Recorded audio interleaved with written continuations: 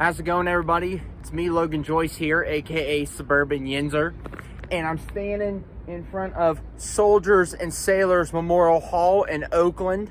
Oakland is a part of Pittsburgh, so right now Soldiers and Sailors is one of my favorite places. I'm going to tell Yins a little bit about it before I go in. Took a couple of notes for Yins. So this building is the largest memorial in the United States that is dedicated solely to honoring all branches of the military, veterans, and service personnel. The building was conceived in the 1890s by the Grand Army of the Republic. That is a Civil War veterans organization, and it was to honor American Civil War veterans, primarily in the Pittsburgh and Allegheny County region. The original ground that this was built on was a mustering ground during the American Civil War. This is where veterans, when they enlisted, would come to muster during the Civil War in 1861 to 1865. This was designed by architect Henry Hornbostel. He designed this in 1907, and it was built from 1908 to 1910. In 1991, a special fact about this building, the movie Silence of the Lambs was filmed here. The scene where Hannibal Lecter, played by Anthony Hopkins, was in that holding cell when Jodie Foster came to visit him in that holding cell, in that big room, in that big, cell.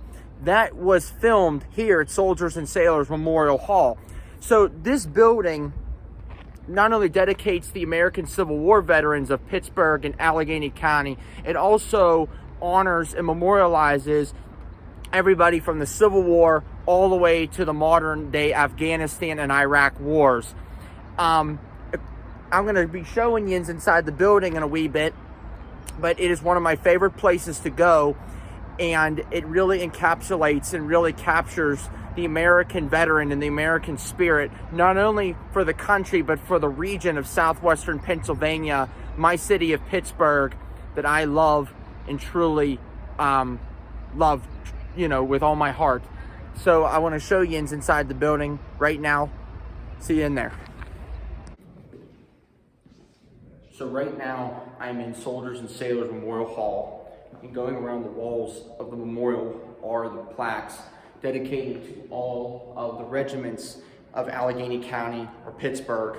This plaque right here represents the 74th Pennsylvania Volunteer Infantry Regiment, and right here, Company K is the company that my ancestors from Birmingham Borough, which is now currently the south side of Pittsburgh, served in. So what I'm going to do is I'm going to bring the tripod closer to the plaque so Yins can see and I can identify my ancestors one by one. So this right here is Company K. And in a regiment, you have multiple companies. You have like Company A, Company B, C, D, etc. So this is Company K. I'm going to adjust this a little bit so Yins can see, not perfectly, but I can point to my ancestors. So in Company K, the captain was John Zeh.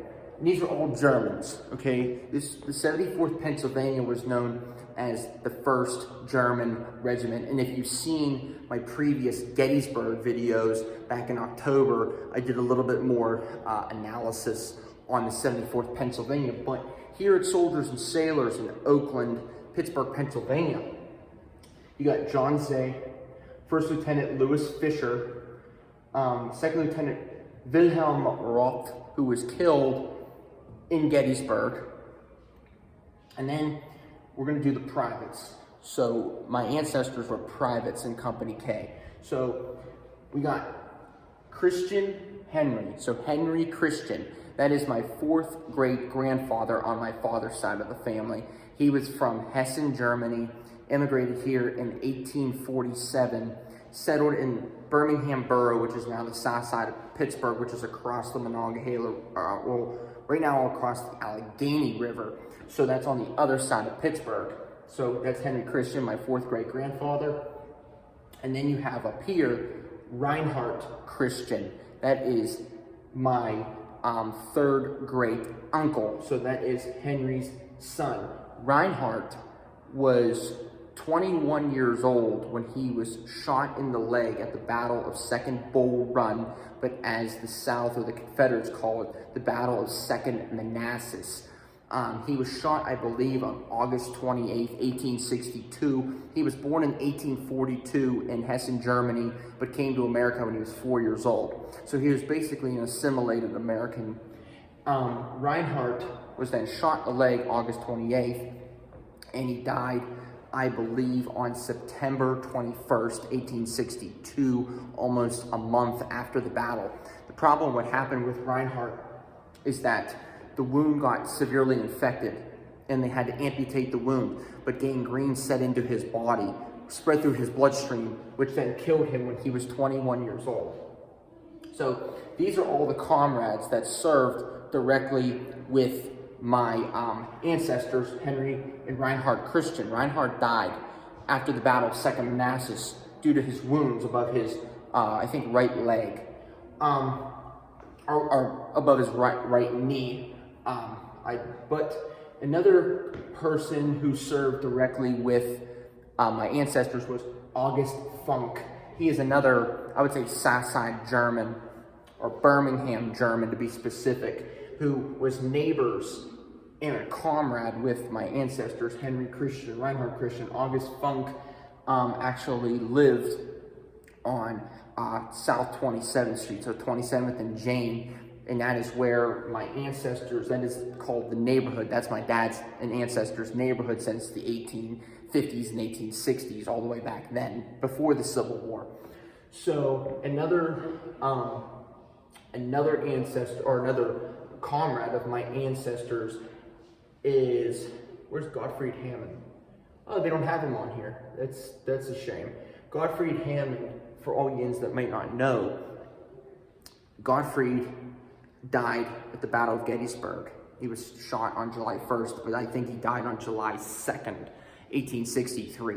He was another Southside German neighbor, comrade of my ancestors who served in the 74th Pennsylvania. So this right here is a plaque of the 74th Pennsylvania. So on another plaque, on the other side of the wall, we have my third great-grandfather, Heinrich Riebel. But Heinrich in English is Henry. So you got Heinrich Christian, which is Henry Christian, and then you got Heinrich Riebel. He is my third great-grandfather. He was the son-in-law of my fourth great-grandfather, Henry Christian. He married his daughter, Elizabeth Christian. Elizabeth Christian was also born in Hessen, Germany in 1845, but when she came to the United States, she was about 3 years old, so she really doesn't remember the United States either, just like her older brother, Reinhardt, who died in the war. So Henry Riebel came to the United States in the early 1850s, settled in Birmingham, which is the south side of Pittsburgh, and that's where they met. I don't know if they were married before, during, or I would assume after the war, but they met in Southside. He met Heinrich Christian's daughter, Elizabeth, in Southside, and that's how, or Birmingham, and that's how they would eventually marry. They were both Lutherans. These were all Lutheran Germans.